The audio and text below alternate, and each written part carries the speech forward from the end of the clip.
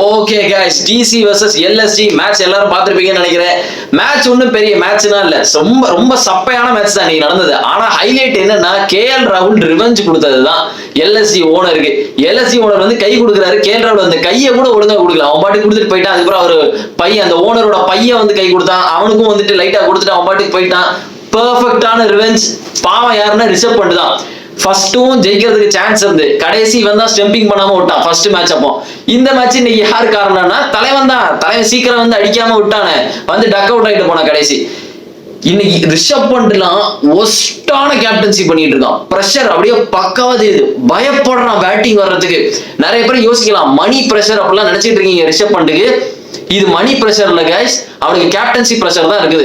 மணி pressure வந்துட்டு நிறைய ஏன் இந்த மணி பிரஷர் ட்ரூ இல்லைன்னு சொல்றது, வெங்கடேஷ் ஐயருக்கு இருக்கு பாத்தீங்களா, வெங்கடேஷ் ஐயருக்கும் மணி பிரஷர்லாம் ஒண்ணும் கிடையாது.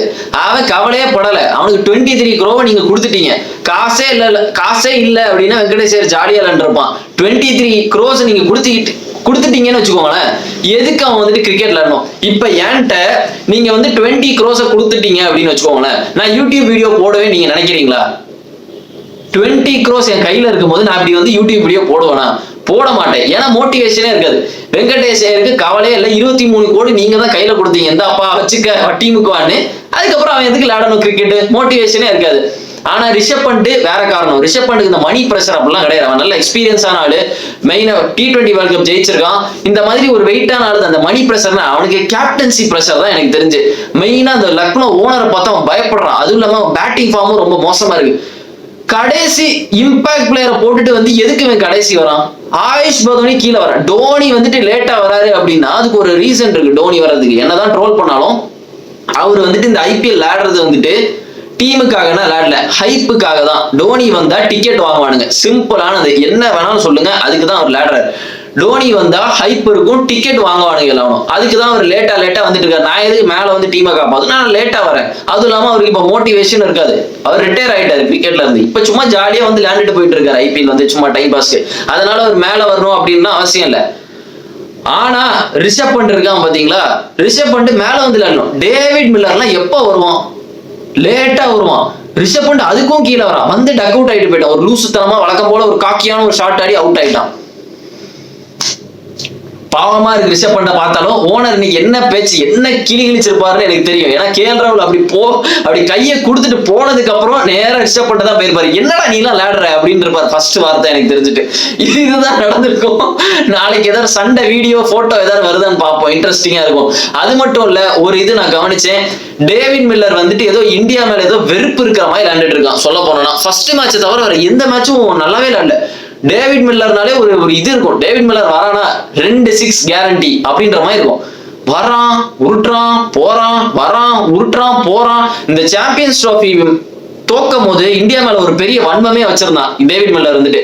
ஏன்னா இந்தியாவுக்கு வந்துட்டு ஃபேவரிசம் இருக்கு அப்படி இப்படின்னு இருக்கிறதுனால நான் வந்துட்டு நியூசிலாந்துக்கு சப்போர்ட் பண்றேன் அப்படின்னு தான் சொல்லிட்டு இருந்தான். ஒரு அந்த காரணமா என்னன்னு தெரியல, இங்க விளையாடுறதுனால என்னன்னே தெரியல. ஒரு நீங்க பார்த்தாலே தெரியும் டேவிட் மில்லர் வந்து பழைய ஃபயர்ல இருந்த மாதிரியே இல்லை, ஒரு மாதிரி ரொம்ப மோசமா விளையாண்ட மாதிரி இருக்குது.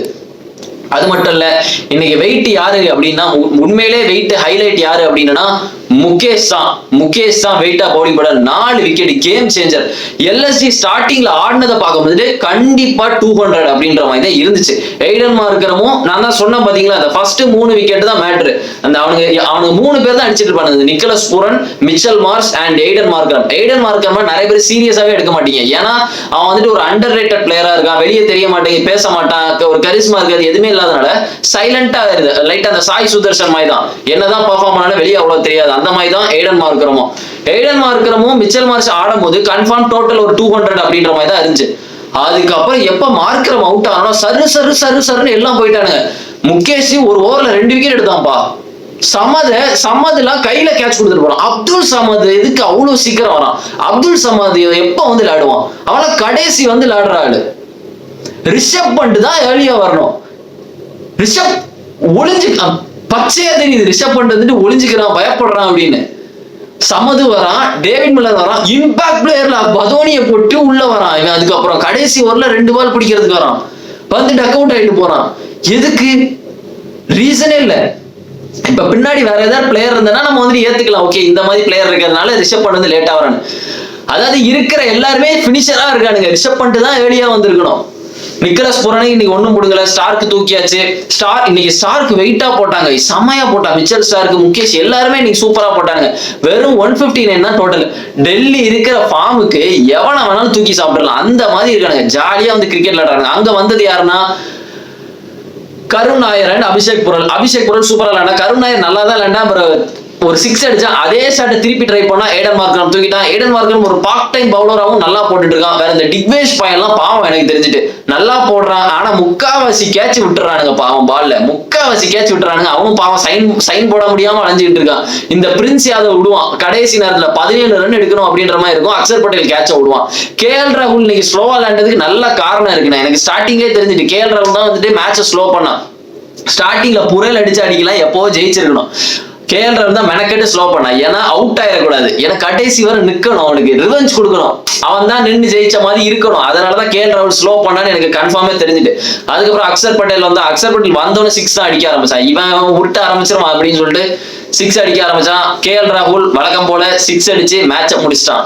பெர்ஃபெக்டான ரிவெஞ்ச் எப்படி கொடுக்கணுமோ இந்த பழைய ஓனருக்கு அந்த மாதிரி கொடுத்துட்டான். பெரிய தலைவலியோட இருப்பாரு கண்டிப்பா ஓனர். ஏன்னா கை ஒழுங்கா கொடுக்கவே இல்லை, ஒழுங்கா ஹேண்ட் ஷேக் பண்ணவே இல்லை. அவன் பாட்டு வாயா அப்படின்ற அப்படிதான் பண்ணணும். நீ எவன வேணாலும் வாங்கு, ரெஸ்பெக்ட் இருக்கணுமே. நீ பாட்டுக்கு போட்டு திட்டிட்டு இருந்தனா எல்லாருமே திட்டுவாங்க guys. எல்லா ஓனரும் உள்ள திட்டுவாங்க, வெளியே தெரியாது. வெளியே தெரியவே தெரியாது. சிஎஸ்கே ஓனர், சிஎஸ்கேல எனக்கு அதெல்லாம் நடக்குமா என்ன தெரியல. பட் நான் சில இதெல்லாம் கேள்விப்பட்டிருக்கேன். ஓனர்ஸ்லாம் வந்துட்டு பயங்கரமா பேசுவாங்க அப்படிலாம் கேள்விப்பட்டிருக்கேன். ஆனா அது வந்துட்டு பிஹைண்ட் த ஸ்கிரீன் இருக்கணும். ஃப்ரண்ட்ல வந்துட்டு ஓப்பனா அப்படி திட்டக்கூடாது லூசுத்தனமா. நான் இதனாலதான் எனக்கு அந்த ஓனரை பிடிக்கவே பிடிக்காது.